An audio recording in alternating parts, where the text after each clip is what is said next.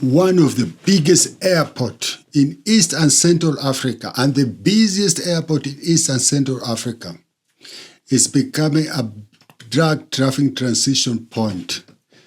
And this is not a fact that I'm just getting out from the statistics or something like that. No, this is something that was captured on CCTV, how an international drug trafficker bribed his way through the Jomo Kenyatta International Airport in Nairobi, believe it or not, bribing his way through the Jomo Kenyatta International Airport. A British citizen who was caught carrying Class A and B drugs that include cocaine worth millions of shillings had walked straight through supposedly watertight checks at JKIA, escorted by security and airport officials, aiding him to fly to London without a hitch. But at Heathrow Airport, the run ended in handcuffs as London's Metropolitan Police Specialist Crime Division arrested him. And I don't know if any of you have traveled through the Jomo Kenyatta International Airport, or maybe you're a Kenyan, you have traveled. Jomo Kenyatta International Airport is the only airport in the world that I've traveled so far. Yeah, I've been to Heathrow Airport, I've been to Schiphol in Amsterdam, I've been to JFK, I've been to Miami, I've been to LA, all those airports, I've seen them. But Jomo Kenyatta is the only airport that you go through 4 security checks. First, when you come with your car there at the gate, yeah, there's I don't know why they do this check, but anyway, we have to accept it because they have to do. They're the only people who can answer that. First, if you come there, yeah, at the perimeter of the airport, yeah, there's a gate where you have to alight from the car. Passengers have to alight from the car, and the driver must go through a certain screen, and you passengers on the other way. Then after that, yeah, when you go where people enter in for check-in, yeah, which in many airport people will take you to the check-in and give you goodbye. There are people who are escorting you. But at JKA, no, they stay outside. You go first again at another security check where your bag gets screened, your luggages, everything gets screened. After that, you go and check in. And the people who escort you, they stay outside. They don't go with you to the check-in. That's the way it is at the JKA. Let me explain it. And then from there, after checking in, there's another security check of your luggages, carry-on luggages. You have to remove your shoes. You have to do everything, you know. You go all through all those. And then after that, before you board into the airport, there's another security check.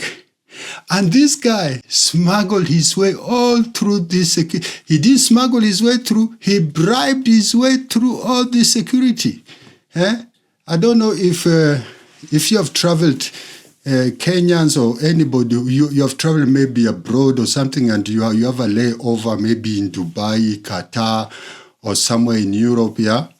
You come, you go through all those securities in Nairobi, and when you land in Dubai or Qatar, yeah, you have to go to another through security. Then you start asking yourself, why are those people doing all this security and I'm only on transition? I'm just moving to the next flight and I'm going to another destination. Are these people racist or something like that? But if these things are happening at the JKIA, how can they trust us? You know? And that's why when you come to Qatar or you go to Dubai and they do for you another security check, must they think to us, it's always the people at the ground at Jomo Kenyatta International Airport to blame. So this guy, he was traveling with he's a British national, but he's a Brazilian origin.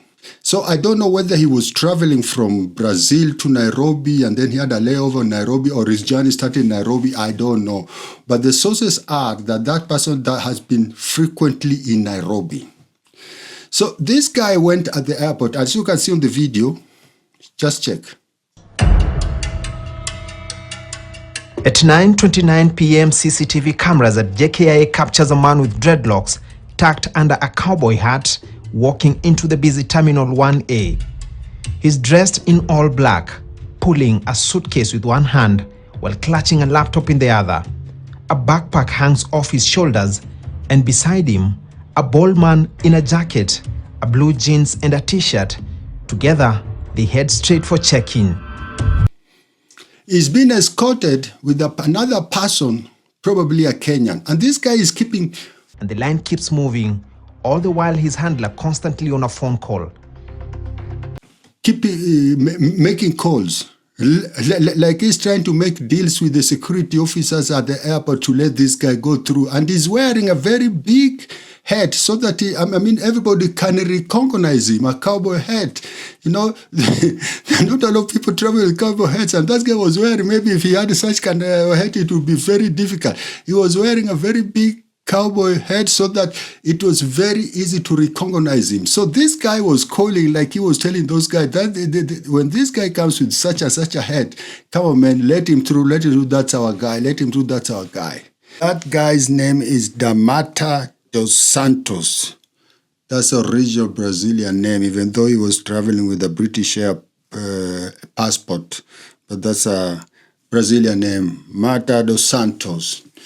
So he went there, and at the first, not the first one, the first security check is always at the perimeter. Well, there's not a lot of security. It's only, I don't know what they do there. Come on, that's a story for another. But the second one there, where you enter to go to check in, there's a thorough security check over there where all the luggages are getting screened, and you also have to remove your shoes. These guys went over there, and all of a sudden, somebody was carrying something, which me, myself, I've never seen it. But the journalists who are saying, people who know about this thing, they're saying this thing makes it difficult for the person watching the screen to see what is inside the luggage. And that guy passed through us. But you can see on video that there's somebody bringing something. Look at this. Minutes later enters this man in blue shirt carrying a unit load device, or simply ULD. A ULD is a container used at the airport to bundle dozens of suitcases and cargo into a single movable unit for loading into an aircraft. But investigators say it is also the perfect Trojan horse. With corrupt hands in play, illegal cargo can blend among dozens of bags and go unnoticed. Then after that, he went to check in. Check in, there's no problem, just give out your passport and everything. After that, he went to another security check, which of course it is not shown on the video, but this guy maybe, he bribed also his way. He has people there who knew he was coming, and they just let him go. And then more was, which you can see on video, is the last security where he was to board the flight. There was somebody, I think he was the supervisor of those people who are checking the bags over there. When he saw this dude coming, what he did, he went straight there like a supervisor, and he pushed all other people around there to tell them, go, move faster, do other things. And he intentionally controlled this guy with the head. And maybe, it's obvious they were working together. If you see, look at him. Enters this man in a reflector jacket, also constantly on the phone as if trying to locate someone, weaving through passengers, walking from one end to another. Finally, he connects with his target, and immediately, Dos Santos takes cue and follows him, all the while Dos Santos clutching his belongings close to his chest. Once they get to this security checking section, the official in reflector jacket takes charge, appearing to shove aside his juniors and pushes them to the tail end of the process. All the while, he is constantly on the phone. And when the turn of Dos Santos comes, notice what happens. When every other bag is scrutinized, this briefcase carrying the drugs is conveniently nudged away. This guy is not even opening the luggages of this guy. All other people, luggages have been opened, but this guy is not opening the luggage of this person. Yeah, he just took it and told him to go. And there he went. And that guy boarded the flight and went up to Heathrow Airport with all the drugs. Yeah, he bought himself through the securities of Nairobi, and he went with all these luggages to Heathrow Airport. And that's where they caught him. That's where they got him. Just imagine. Yeah, It's ridiculous. Security people taking money, yeah, risking the life of so many passengers, yeah, for just a little money. I'm telling you, risking the life of passengers. Just imagine, this guy was only bringing in drugs. Okay, let's say only drugs, but you know, drugs is also killing a lot of people in Europe. If you look around the streets, the junkies where they are dying every day because of this drug, it's something that I do not condone. But imagine, it was a terrorist. I mean, if a drug dealer can buy these people at the airport, a terrorist can't buy these people and go into the flight. Just imagine you sitting up there, you are a tourist. You went to Kenya for holidays. Yeah? You enjoy your holidays, you made some friends and everything. Yeah? And the last day you are happy, you made some friends, they escort you to the airport, you tell them, oh man, I'll come back, it's a very nice country, this is one of the best countries, I'll come back. Or you are just a local.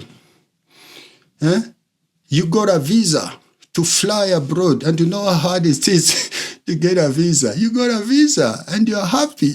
Man, I got a visa, I'm flying abroad, everything.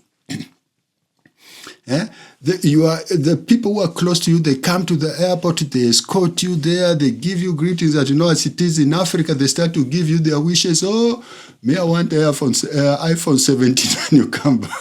Oh, me, I want Air Force One original when you come back. Oh, me, I want a watch. You know, I don't know why they say that, but that's a story for another day. But that's normal in Africa. When you're flying abroad, people just try to give you a list of their wishes, what they want when you come back.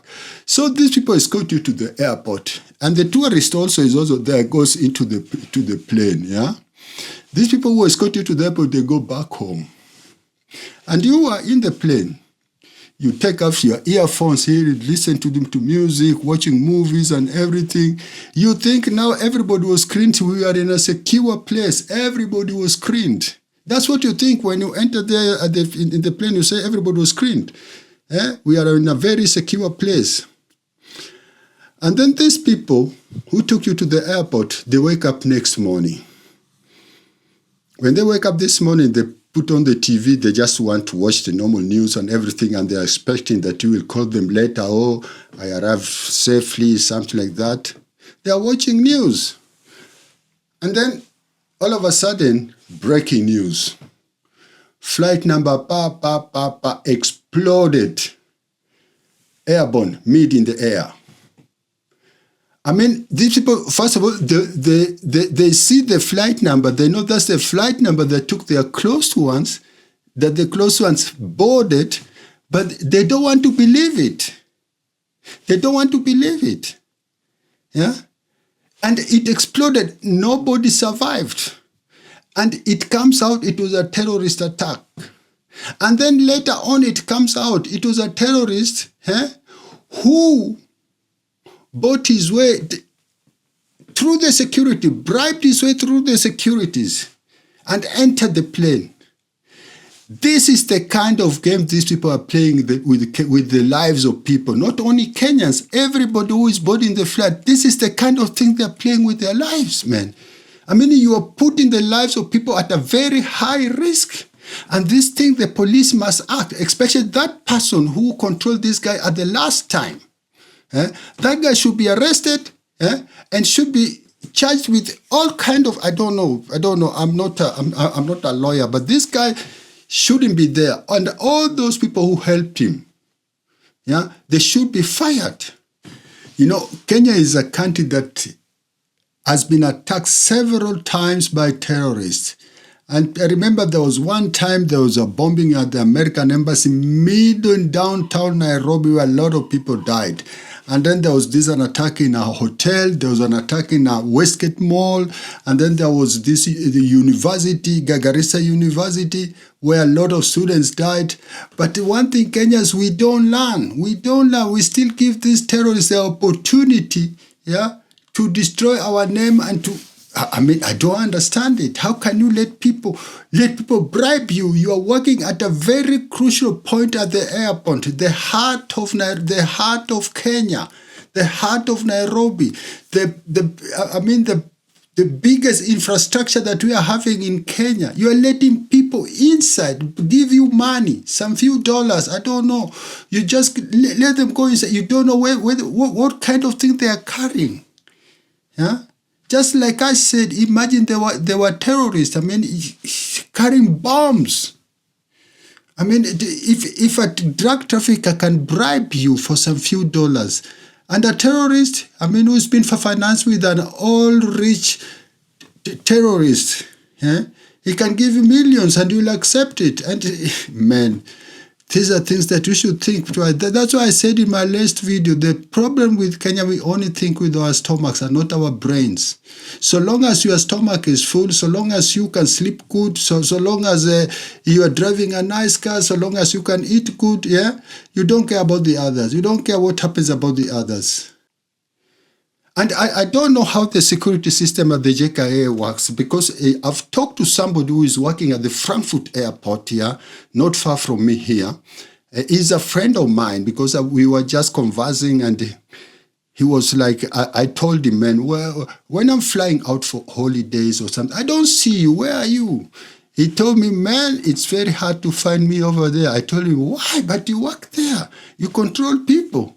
He told me, listen, after every 1 hour, they have been changed to different positions. If you are controlling in gate A, you get changed to gate C. If you are changing gate D, you get changed to gate E. They change you in the last minute, and you even don't know where you are going to be changed in the next 1 hour. That's how they are. Behind them, there's always 2 policemen who are keeping an eye on whatever they are doing.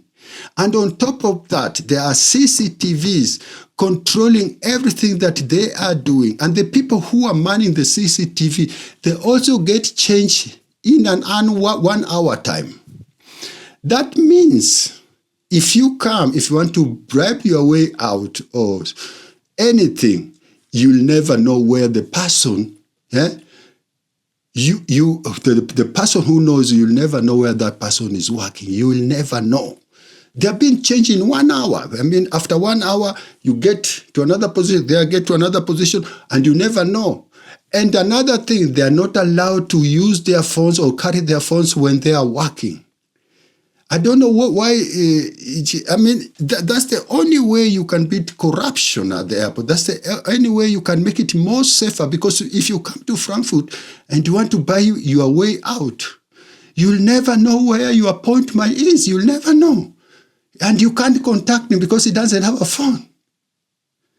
But at JKIA, I think it's the same people work the same shift from morning to evening, same place. So if I know you have a shift on Wednesday, I know you'll be in this point from this time to that time. And if I take a flight from this time to that time, you can you can just let me through the security. These things have to change right now because it's getting worse. It's getting worse. And it is not only that our people are using JKIA as transition, but our ladies too have been lured to go carry drugs from Nairobi to somewhere else. And how do they go through these airports? Sometimes they nab people. But how do you know maybe they nab people who didn't bribe them? But the people who bribe them get just through. Come and there's something have to be done about it. This is Shark Multicultural. Take care till the next episode.